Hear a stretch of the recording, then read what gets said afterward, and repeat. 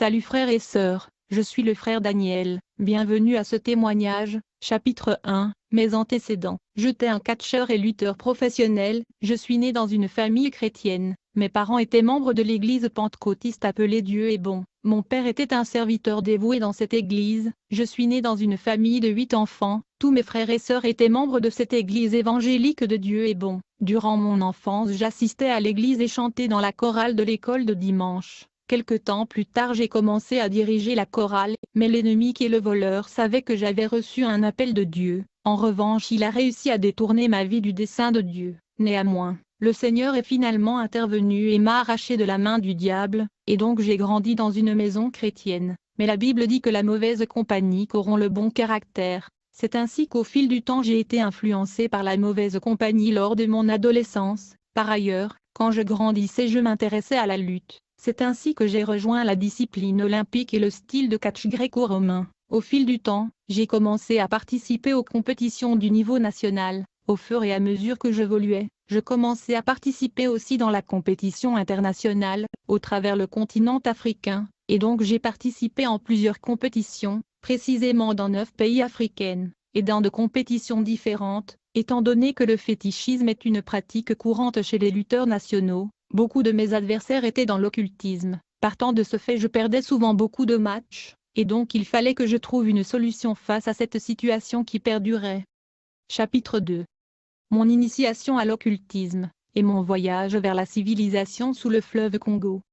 Alors que je pratiquais la lutte, un jour un lutteur et ami me dit « Vasco, si vous voulez être compétitif et arrêter cette tendance à la défaite, si vous voulez gagner plus de compétitions vous aurez à recourir au mysticisme. » Il me dit « Vascos, vu que tu perds beaucoup de matchs, je vais devoir t'emmener chez mon maître dans la province équatoriale, pour qu'il puisse faire quelque chose à ce sujet. » Vu que j'ai perdu beaucoup de matchs, sans hésiter j'ai accepté l'offre de mon collègue, qui me transporta plus tard vers son maître, plus précisément dans la province équatoriale. Au moment où nous sommes arrivés chez ce maître, ce dernier m'appela par mon nom, malgré le fait que je ne l'ai jamais rencontré auparavant. Il me dit « Vasco, votre étoile est radieuse, il brille farouchement avec une lumière resplendissante et éclatante, et à cause de l'intensité de votre étoile étincelante, tu seras un grand homme dans le monde des esprits, me dit-il, Vasco. Il est évident que vous êtes venu à moi pour beaucoup de problèmes, mais je sais parfaitement pourquoi vous êtes venu. » Cet homme a commencé à me parler de la cause et motif de ma visite avant même que je ne lui en parle. Après cela, il m'a dit que nous devrions nous rendre à la ville voisine de Basankunsu, précisément dans la rive du fleuve Congo, pour une cérémonie d'initiation. Sans tarder nous nous sommes rendus dans la ville voisine, et nous avons loué un hôtel dans la ville non loin du fleuve. Quelques jours plus tard alors que nous séjournions dans cet hôtel, il m'a demandé de lui rejoindre dans la nuit au bord du fleuve pour le rituel d'initiation. Rapidement nous l'avons rejoint le long du fleuve dans l'obscurité. Nous avons dû attendre jusqu'à minuit, qui est une heure stratégique pour des activités sataniques. En effet, la manipulation satanique contre l'humanité s'accentue à minuit, car à cette heure stratégique il y a accélération et intensification des activités sataniques, et il y a également de patrouilles démoniaques sur la terre. Et donc quand il était minuit, ce dernier alluma des bougies et il a commencé à faire la prière magique et les formules incantatoires. Après avoir récité les incantations et des conjurations, il a pris son bâton qui avait de la sculpture artistique. Sans tarder il le frappa sur le fleuve Congo. Par conséquent, nous avons commencé à sentir un vent violent et très fort qui a surgi sur le fleuve. Ensuite, nous avons vu quelque chose dans le fleuve. Ceci bougeait et se dirigeait vers nous. L'objet inconnu venait avec grande vitesse. Quand il s'était rapproché de nous, j'ai découvert que c'était un énorme serpent. Sa taille était mythique, semblable à celle de l'anaconda. Cette serpent démoniaque semblait mythologique et légendaire. Une fois que le serpent atteignit la berge du fleuve où nous faisions de rituels, aussitôt il ouvrit grandement sa gueule. C'était terrifiant de voir ceci. Tout de suite ce maître occulte m'ordonna d'entrer dans la gueule de ce serpent, mais j'avais refusé catégoriquement, parce que j'avais peur. Mais ce maître insista que je devais entrer dans la gueule du serpent. Il m'assura que rien de mauvais n'allait m'arriver. Finalement je suis entré dans l'eau et je suis entré dans la gueule du serpent. Mon ami qui m'avait amené et son maître m'ont également rejoint dans la bouche du serpent. Dès que nous sommes tous entrés dans la bouche du serpent, en une fraction de seconde, nous nous sommes retrouvés à l'intérieur d'une voiture qui roulait dans un monde mystérieux et inconnu. Ceci s'était produit en un clin d'œil, je ne savais pas où nous étions et où nous allions. Alors que cette voiture roulait dans ce boulevard, J'avais des questions dans mon cœur et je me demandais ce qui s'était passé. Je ne sais pas si cette voiture était le serpent dans laquelle nous étions entrés. J'avais remarqué que ce monde mystérieux était éclatant, et il y avait beaucoup de lumière. Après avoir roulé pendant un certain temps, nous sommes finalement arrivés devant un mur. À vrai dire, nous étions à la périphérie d'une ville qui était entourée d'un mur. Nous étions à l'extérieur de cette enceinte qui englobait ce royaume mystérieux. Il y avait une énorme porte devant nous qui menait dans la ville. Quand nous sommes descendus de la voiture, j'ai remarqué que le sol dans cet endroit mystérieux était élastique, mais le mur et la porte de la ville étaient en or. Tout ce que je voyais était doré. En effet, tout dans cet environnement était construit en pierres précieuses. Puis le maître mystique nous a demandé de descendre de la voiture et de nous agenouiller. Ensuite il a fait la prière magique et le formule mystique. En conséquence la porte dorée de la ville fut ouverte. Enfin nous sommes entrés dans la ville, et nous avons continué d'avancer dans ce monde inconnu. Alors que nous avancions, j'ai vu un grand nombre de personnes dans un endroit qui ressemble à un établissement pénitentiaire. Il me semblait être un centre de correction. Les gens que j'ai vus dans cette prison avaient des chaînes sur eux. J'ai demandé à ce maître mystique, qui sont ces gens? Et pourquoi sont-ils pris en captivité? Pourquoi sont-ils enchaînés? Ce dernier me dit que pendant leur vie sur la terre, ces gens recouraient à l'occultisme pour diverses raisons, et quand ils sont morts, ils ont atterri ici. En effet, Dieu ne pouvait pas envoyer son ange pour les emmener au ciel. C'est pourquoi notre ange est allé les capturer et il les a amenés dans cet établissement. À partir du moment où ces gens ont signé alliance et pacte avec notre maître, ils ont tout de suite reçu un numéro spécifique de la cellule de la prison de ces installations que vous voyez. Ils ont également été scellés avec la marque de l'Antichrist. À vrai dire, toute personne sur la terre qui rend visite à un mystique ou charlatan, quiconque a recours au fétichisme et à la superstition pour le succès ou la richesse, recevra d'une part un numéro spécifique de ce prison, et il sera également cacheté sans le savoir, avec la marque de la bête 666. Il va tout de même continuer sa vie sur terre, sans savoir qu'il a été scellé et cacheté avec le sceau de l'Antichrist. Ce maître occulte me dit, Vascos, tous les captifs que vous voyez ici, et ceux dont vous allez voir par la suite ont eu recours à la magie et occultisme pour le succès. Ils ont vendu leur âme à notre maître Lucifer, et ceci est leur récompense. Après ces explications, nous avons quitté cet endroit et nous avons continué notre parcours dans cette dimension inconnue. Plus tard, j'ai vu une autre prison qui était pleine de captifs enchaînés. On m'a dit que ces gens étaient des voleurs pendant leur vie sur Terre, mais ils ont recouru à l'occultisme pour exécuter leurs vols et braquages avec efficacité. Pour cette raison, quand ils sont morts, l'ange des ténèbres les captura et les amena ici. Très souvent nous les utilisons, je veux dire, nous les envoyons en mission sur la Terre. Étant donné qu'ils étaient des voleurs et des braqueurs sur Terre, nous les transformons en souris et nous les envoyons sur Terre pour attaquer les finances de gens. Toutes les fois que nos dispositifs et satellites de surveillance et observation nous indiquent que quelqu'un devient de plus en plus riche sur Terre, pour voler son argent nous transformons ces captifs en rats et nous les envoyons sur Terre pour voler l'argent des gens qui émergent financièrement, et donc ces captifs opèrent comme des démons sur la Terre quand ils sont envoyés dans de diverses missions. Alors que nous continuons notre voyage dans ce royaume sous le fleuve Congo, plus tard nous avons vu des femmes en prison avec des enfants sur le dos. On m'a dit que c'était des femmes qui avortaient sur la terre. Quand elles sont mortes, elles ont été capturées par l'ange de l'obscurité et sont amenées ici, alors que nous nous déplacions dans cette civilisation mystérieuse. J'ai vu un endroit plein des enfants. Je me demandais qui étaient ces enfants et que faisaient-ils ici?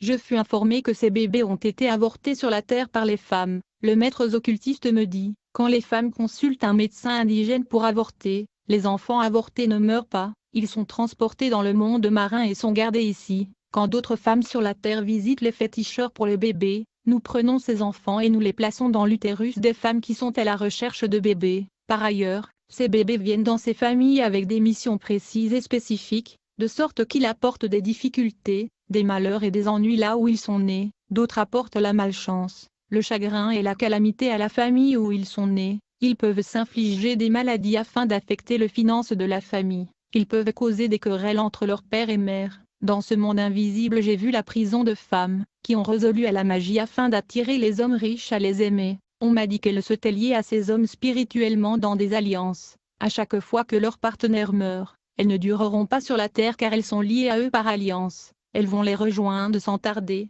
En gros, la plupart de ces captifs que j'ai vus dans ces prisons du royaume sous-marin dans le fleuve Congo avaient la marque de la bête 666 sur leur front, et ils avaient reçu ces marques dès le moment où ils sont entrés en alliance avec les démons par la visite chez un mystique et médecin indigène, et ils ont simultanément obtenu le numéro de leur prison, alors qu'il était quand même sur la terre. Pendant que nous avons continué notre voyage dans cette partie de la ville, nous sommes arrivés dans un endroit où il y avait beaucoup des hommes. Ils étaient nombreux. Le mystique m'a fait savoir que ces hommes étaient des pasteurs qui recouraient à l'occultisme, pour avoir une grande église, de l'argent et de la renommée, me dit-il, quand ces pasteurs viennent nous contacter afin d'avoir la foule et le pouvoir d'accomplir le miracle. Nous leur donnons cela, en retour, nous leur scellons avec le sceau de l'Antichrist, qui est la marque 666. En plus de cela, ils reçoivent le numéro de la cellule de leur prison. Plus tard, quand ils mourront, l'ange des ténèbres va les capturer et va les ramener en prison dans ce royaume des eaux. Bien-aimé, j'ai vu toutes sortes de prisons avec toutes sortes de gens dans ce monde sous le fleuve.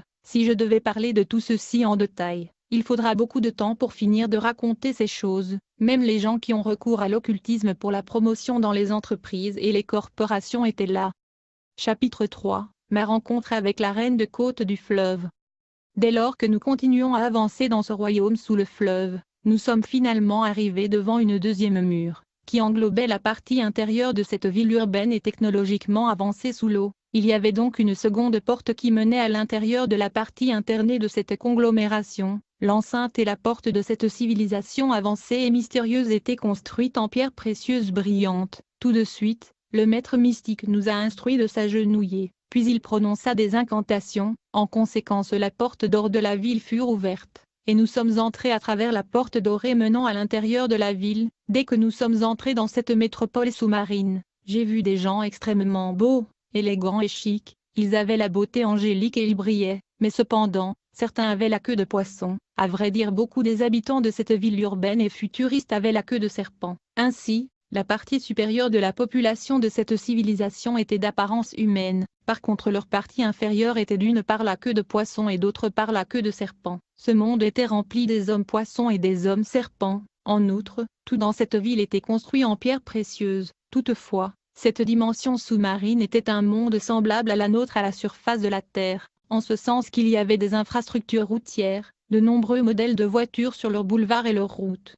Ces voitures sont aussi sur la Terre. Il y avait des maisons dans cette ville qui ont été construites avec de la pierre précieuse. J'ai vu des aéroports et des avions dans ce monde sous le fleuve. Comme nous observions ce royaume marin, j'ai vu un endroit où il y avait une fête, et les gens qui étaient moitié poissons et moitié serpents buvaient du sang humain, qui est le vin de ce royaume sous-marin. En outre, j'avais remarqué que depuis mon arrivée dans ce monde mystérieux, il n'y avait pas de jour et de nuit, et je ne pouvais pas connaître l'heure. J'ai pensé que notre visite avait lieu et se passait le jour même où nous sommes débarqués dans ce monde, mais en réalité nous avions déjà passé plusieurs jours dans ce royaume, bien que je ne pouvais pas le sentir. En fait, j'ai passé 2 semaines dans le royaume marin qui est sous le fleuve, mais je ne pouvais pas le réaliser quand j'étais là. Au cours de notre voyage dans ce monde de sirènes et de tritons, nous avons voyagé à travers des municipalités et de cantons de ce monde technologiquement avancé, rempli des hommes poissons et des hommes serpents. À la fin, nous sommes finalement arrivés au palais royal, devant une très belle dame qui avait beaucoup de cheveux.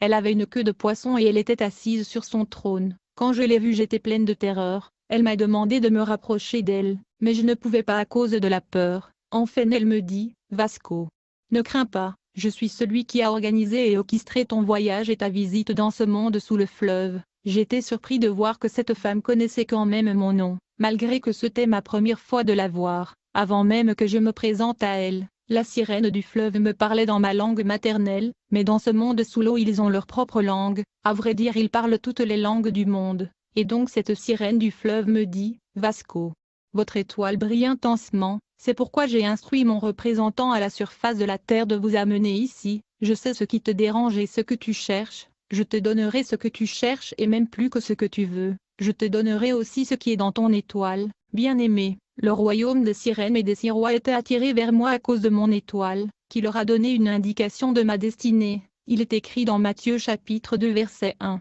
Après que Jésus est né à Bethléem en Judée au temps du roi Hérode, les sages de l'Est sont arrivés à Jérusalem, demandant, où est celui qui est né roi des Juifs?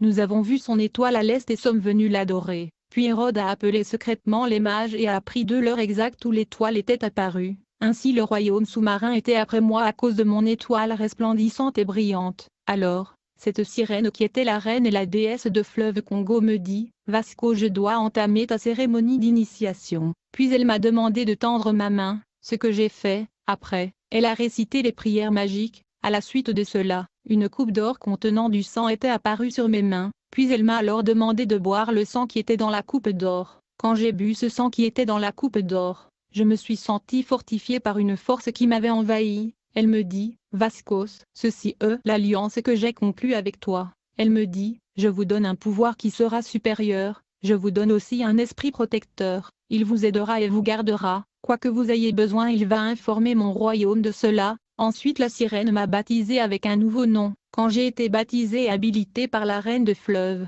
j'ai remarqué que mon ami qui m'a amené dans ce royaume manifesta de la jalousie. En fait, le monde des ténèbres est divisé, les serviteurs du diable se testent mutuellement le pouvoir tout le temps. Puis la déesse du fleuve me dit, « Vasco, je vous nomme comme représentant de tout le royaume des eaux et des affluents dans tout le pays. » J'étais heureux d'entendre ceci parce que cela signifiait le pouvoir et la puissance. En revanche, quand mon ami a entendu ceci de la part de la sirène du fleuve, il était dérangé. Il dit à la déesse du fleuve, « Votre Altesse, j'ai toujours été avec vous, mais vous ne m'avez jamais donné ce genre d'autorité. Mon ami vient juste d'arriver et vous lui avez donné tout ce pouvoir. » La reine de côte du fleuve lui a répondu, « L'étoile de votre ami Vasco est resplendissante, et il brille plus fort et plus intense que le tien, c'est pourquoi je lui ai donné cette autorité. » Alors la sirène m'a donné une casserole, qui était en fait un avion. Elle m'a aussi donné un pentacle d'invocation. Frères et sœurs, beaucoup des avions que vous voyez sur la terre ne sont pas des avions mais de cercueils, des serpents. Beaucoup de voitures que vous voyez dans le boulevard sur la terre sont des cercueils, des humains et des monstres. Si le Seigneur ouvre vos yeux pour voir la réalité du monde invisible, vous allez trembler. Ce monde dans lequel nous vivons est mauvais. Plus tard, quand je suis devenu visiteur régulier dans ce royaume marin sous notre fleuve national, j'ai vu la sirène du fleuve faire des incantations sur des serpents. Comme résultat, elle les a transformés en des chaînettes et colliers. Ces serpents se sont transformés en colliers, bagues et anneaux. Beaucoup de boucles d'oreilles, de chaînettes et des anneaux que les hommes et les femmes aiment mettre sur la terre sont des serpents. Je ne dis pas tous mais beaucoup d'entre eux. Le royaume des ténèbres travaille pour piéger les enfants de Dieu, afin de leur donner la marque de la bête 666. Quand vous achetez ces choses ou d'autres choses vous devez toujours prier. Sinon vous pourrez obtenir la marque 666, ce qui signifie que vous appartenez au diable, qui travaille pour conquérir toute l'humanité. Alors une fois que mon initiation a pris fin, la reine de fleuve m'a instruit d'entrer dans la casserole. Quand je suis entré dans la casserole, en un clin d'œil j'ai émergé à la surface de la terre, et j'ai atterri hors de la dimension sous-marine. Je ne pouvais plus voir la casserole. Immédiatement j'ai réalisé que j'avais atterri dans la province du Bas-Congo, au lieu de la province équatoriale qui se trouve dans le nord-ouest du pays où je vivais. J'étais inquiète et je me demandais pourquoi j'avais atterri dans la province du Sud, car toutes mes affaires se trouvaient dans la province équatoriale. Ainsi je me retrouvais loin de chez moi dans une autre province dans le Sud. En outre, quand j'ai demandé aux gens la date et le jour, j'ai été stupéfait par leur réponse. Je me suis rendu compte que j'avais passé 2 semaines sous le fleuve Congo dans le monde sous-marin, alors que j'étais inquiet et je me demandais comment j'allais retourner dans la province du Nord. J'ai entendu l'esprit protecteur me dire, « Vascos, ne t'inquiète pas tout ira. » À ce stade je ne pouvais pas le voir mais je pouvais l'entendre. Cet esprit marchait à mes côtés, il était mon protecteur et compagnon. Plus tard il fut apparaître de l'argent pour moi. J'ai pris cet argent et je payai pour mon voyage afin de retourner dans ma province du Nord. Quelques jours plus tard, j'acheta un cercueil qui devait me servir d'avion pour mes voyages interdimensionnels. Pour me rendre au royaume du fleuve, je faisais des incantations devant le cercueil et je m'allongeais dans le cercueil qui se transformait en un avion. Littéralement, c'était un avion très luxe avec des systèmes sophistiqués et automatiques. C'est de cette façon que je voyageais au royaume des eaux, pour assister à des diverses rencontres de satanistes, qui étaient en alliance avec les sirènes et les hommes poissons des différentes villes et royaumes marins de notre pays. Bien-aimés, vous ne devez pas ignorer que sous le courant qui est proche de votre voisinage, il y a une ville moderne et des municipalités urbaines, gouvernées par une sirène qui est un représentant du diable. Il faut savoir que sous le lac et le lagune qui traversent votre région, il y a un royaume comportant de métropoles des esprits des eaux, il y a des châteaux de sirènes, qui sont des dynasties qui influencent votre ville. Sachez que dans le fleuve qui traverse votre pays il y a des métropoles urbaines et des agglomérations avancées. gouverné par des sirènes et des hommes à queue de serpent. Tous les pays et villes côtiers sont sous l'influence de sirènes et des esprits marins. J'étais le représentant de la déesse du fleuve Congo. Je travaillais aussi avec la sirène qui était le souverain de tout le royaume de fleuves et affluents du continent africain. Chapitre 4. Mon devoir et mes missions pour le royaume de fleuves. Dans ma première mission pour la reine du royaume de fleuves, je fus chargé de provoquer un accident de circulation, parce qu'il y avait un besoin du sang humain dans le royaume de fleuves, qui est considéré comme du vin dans le royaume des sirènes. Ils ne l'appellent pas du sang mais plutôt du vin. Avant mon déploiement dans le champ, la reine m'appela pour m'avertir qu'elle avait beaucoup des agents, qui étaient positionnés le long du boulevard national. Leur but était de faciliter les accidents de circulation dans la route nationale. J'étais donc supposé travailler avec ces esprits, qui étaient positionnés dans la route pour causer des accidents. Plus tard, je me suis rendu vers le boulevard national, et je me suis mis à installer un embuscade très tôt le matin sur la route, autour d'un ruisseau qui passait sous le boulevard. En effet, il y avait un monstre marin dans ce ruisseau qui était l'agent de la reine de côte du fleuve. Comme nous devions collaborer pour causer cet accident, je lui ai expliqué la mission que la déesse m'avait confiée. Le monstre était censé m'aider en se transformant en un chien. Il était supposé atterrir au milieu du boulevard, devant la première voiture qui allait rouler dans le boulevard ce jour-là au petit matin. Ainsi donc, le jour J j'étais dans le temple devant le miroir magique, qui montrait le boulevard, précisément dans la section où j'avais installé l'embuscade pour causer l'accident. Le monstre était supposé se transformer en un chien afin d'ensorceler le conducteur de la première voiture que nous attendions. Ce matin-là, alors que nous attendions avec suspense, très rapidement nous avons vu une voiture qui approchait la section du boulevard où j'avais installé le piège. Mais à vrai dire, cette voiture Jeep qui roulait dans la route nationale et se dirigeait vers notre embuscade, transportait un pasteur et ses membres qui revenaient d'une retraite de prière dans la montagne. On observait la voiture qui venait tout droit vers notre embuscade, quand soudainement nous avons eu une communication du royaume marin. C'était un appel de la reine du fleuve, qui nous alerta d'enlever l'embuscade que nous avions installée dans la route nationale. J'étais étonné. J'ai demandé à l'esprit protecteur pourquoi étions-nous supposés enlever l'embuscade. Il me dit, Vasco, nous devons d'abord obtempérer aux ordres et instructions de la reine, ensuite nous pourrons poser des questions et discuter plus tard. Comme j'étais responsable de cette opération, j'ai demandé au monstre marin de retirer l'embuscade installée dans le boulevard et de dégager la route. Ce dernier a immédiatement retiré le piège de la route. Aussitôt, la voiture passa transportant ses enfants de Dieu passa avec toute liberté. Quelque temps plus tard, la sirène du fleuve me dit, Vasco, quand on vous dit de faire quelque chose, faites-le sans poser des questions. Si une de ces personnes qui étaient dans cette voiture était morte et que son sang avait fini dans notre royaume, vous ne pouvez pas imaginer la calamité et les ennuis auxquels nous ferions face. Il y aurait eu des problèmes et des dégâts pour tout le monde dans notre monde. Je ne pouvais pas saisir le sens de ce que disait la reine de côte du fleuve. Bien-aimés, nous devrions toujours remercier Dieu, car vous ne pouvez pas imaginer le niveau de protection et de sécurité qu'il nous offre. Ces gens dans la voiture auraient pu mourir ce jour-là. C'est seulement la foi dans le Seigneur Jésus-Christ qui les a sauvés.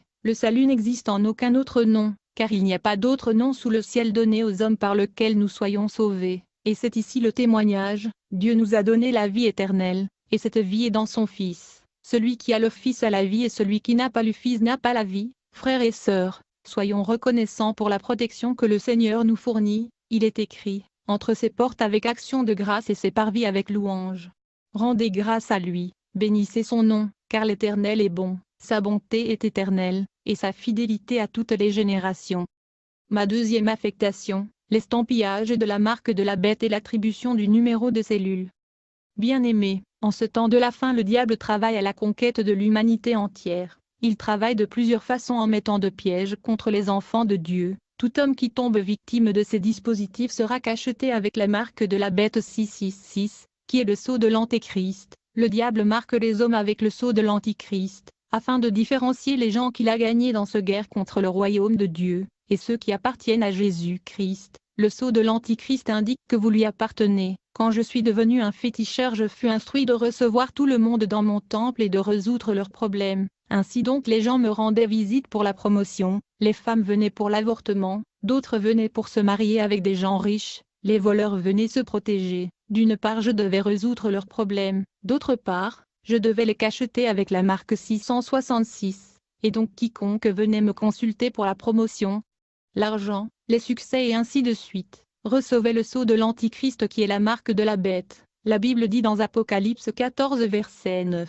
Et un troisième ange les suivit en criant à haute voix, si quelqu'un adore la bête et son image, et reçoit sa marque sur son front ou sa main, il boira aussi le vin de la colère de Dieu, versé sans dilution dans la coupe de sa colère.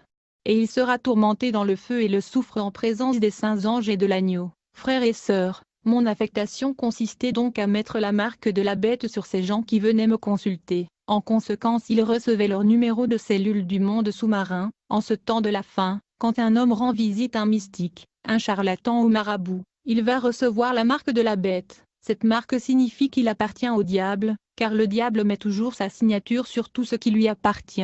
La marque de la bête 666 est la signature ou le cachet du diable pour signifier que vous lui appartenez. À la fin, ces gens qui obtiennent la marque de l'Antichrist mourront prématurément avant leur temps, et ils finiront par être captifs dans les prisons du royaume de mer. Ces captifs seront alors enrôlés dans l'armée de Lucifer, et ils seront envoyés sur la terre, comme des démons, afin d'exécuter diverses missions et provoquer la destruction. Je me souviens que beaucoup de nos diverses réunions occultes étaient centrées sur la guerre contre l'Église et la destruction du royaume de Dieu. Le diable nous avait dit que notre objectif principal était l'éradication de l'Église sur la terre, et la conquête de l'humanité entière. Nous devions vaincre le royaume de Dieu et obtenir le contrôle complet de la planète Terre. La Bible dit, depuis les jours de Jean-Baptiste jusqu'à maintenant le royaume des cieux subit de violence. Ce sont des violents qui s'en emparent. Dans le monde des esprits il y a beaucoup de violence et brutalité. Dans cette guerre spirituelle nous étions supposés gagner des âmes pour le royaume du diable. Une fois que ces âmes sont mortes sur la terre, elles étaient emmenées dans le monde sous-marin, et ils devaient suivre des formations et des différents entraînements dans le royaume marin. Ensuite ils étaient armés et équipés avec de pouvoir et de la connaissance. En vrai dire ils devenaient des démons, et ils étaient enrôlés dans l'armée de Satan. Ils étaient supposés combattre et mener la guerre contre les églises sur la terre et détruire l'humanité. Ainsi donc, à chaque fois que quelqu'un rendait visite à mon temple pour l'argent, la promotion, le succès, l'avortement, je plaçais la marque 666 sur lui, et je lui allouais un numéro de prison. En conséquence les nombres des années de sa vie étaient réduits. En d'autres termes il mourra prématurément. Une fois qu'il meurt sur la terre, il va se retrouver dans la prison du royaume des eaux. Ensuite il sera entraîné et enrôlé dans l'armée de Satan, et enfin il sera déployé régulièrement sur la terre, pour diverses missions contre l'Église et l'humanité. Vous allez déclarer des paroles pour que les esprits puissent les exécuter et trouver la personne qui a volé votre argent. Cet homme dit, quiconque a volé mon argent, où qu'il soit, qu'il retourne pour me le remettre. Quand ce frère a dit ces paroles, soudainement un feu est sorti du cercueil. En réponse ce frère a crié par étonnement, mais il a crié le nom de Jésus-Christ. Aussitôt que cet client a cité le nom de Jésus, j'ai immédiatement reçu une communication du royaume de fleuve. La reine du fleuve me dit, Vascos, sortez cet homme de notre temple. Il y a un tremblement de terre qui a secoué notre monde sous le fleuve, à cause du nom qu'il a prononcé dans notre temple. Il n'aurait pas dû venir dans notre temple. Pourquoi l'avez-vous laissé entrer dans le temple en premier lieu? J'ai demandé à la reine du fleuve, de quel nom parlez-vous? Elle me dit, cet homme ne doit jamais revenir dans le temple avec ce nom-là. Laisse que ce nom-là puisse résoudre ses problèmes. Immédiatement j'ai poussé cet homme hors du temple. Ensuite la reine me dit, vous ne devriez jamais le recevoir de nouveau, et personne ne devrait citer ce nom dans notre temple.